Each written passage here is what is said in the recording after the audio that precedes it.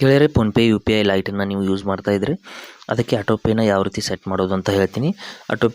Autopay ಅಂದರೆ ನಿಮ್ಮ ಹಣ ಅನ್ನೋದು ಏನಾದರೂ ಬ್ಯಾಲೆನ್ಸ್ ಕಡಿಮೆ ಆದರೆ ಆಟೋಮೆಟಿಕ್ಕಾಗಿ ನಿಮ್ಮ ಬ್ಯಾಂಕ್ ಅಕೌಂಟ್ನಿಂದ ಅದು ನಿಮ್ಮ ಒಂದು ಯು ಪಿ ಐ ಲೈಟ್ಗೆ ಹಣವನ್ನು ಆ್ಯಡ್ ಮಾಡ್ಕೊಳ್ಳುತ್ತೆ.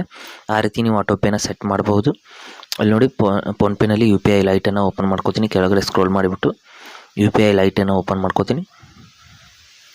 ಓಪನ್ ಮಾಡಿದ ನಂತರದಲ್ಲಿ ಇಲ್ಲಿ ನೋಡಿ, ಬ್ಯಾಲೆನ್ಸ್ ಅನ್ನೋದು ಲೋ ಬ್ಯಾಲೆನ್ಸ್ ಅಂತ ತೋರಿಸ್ತಾ ಇದೆ. ಇಲ್ಲಿ ಸ್ವಲ್ಪ ಕೆಳಗಡೆ ಇಲ್ಲಿ ಸೆಟ್ ಆಟೋ ಟಾಪ್ ಅಪ್ ಅಂತ ಒಂದು ಆಪ್ಷನ್ ಇರುತ್ತೆ, ಅಲ್ಲಿ ಕ್ಲಿಕ್ ಮಾಡ್ಕೋಬೇಕು.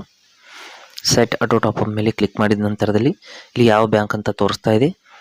ಇಲ್ಲಿ ನೋಡಿ, ಹಣ ಅನ್ನೋದು ಇದನ್ನು ಕೂಡ ಚೇಂಜ್ ಮಾಡ್ಕೋಬೋದು ನಾವು. ಕನ್ಫರ್ಮ್ ಸೆಟ್ಟಿಂಗ್ಸ್ ಅಂತ ಇದೆ ನೋಡಿ, ಎಡಿಟ್ ಆಪ್ಷನ್ ಮೇಲೆ ಕ್ಲಿಕ್ ಮಾಡಿಬಿಟ್ಟು ಎಷ್ಟು ಹಣ ಆ್ಯಡ್ ಆಗಬೇಕು, ಎಷ್ಟು ಹಣಕ್ಕಿಂತ ಕಡಿಮೆ ಬಂದರೆ ಆ್ಯಡ್ ಆಗಬೇಕು ಅನ್ನೋದನ್ನು ಕೂಡ ನಾವು ಸೆಲೆಕ್ಟ್ ಮಾಡ್ಬೋದು.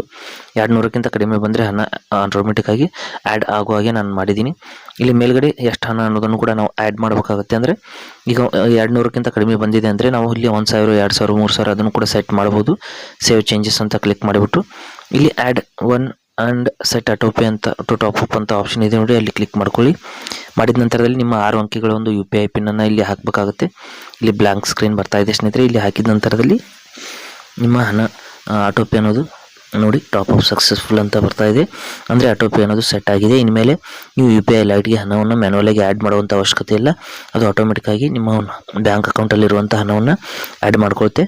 ಅದು ಬ್ಯಾಲೆನ್ಸ್ ಲೋ ಆದರೆ ಆಟೋಮೆಟಿಕ್ಕಾಗಿ ಅದು ಆ್ಯಡ್ ಮಾಡ್ಕೊಳ್ಳುತ್ತೆ.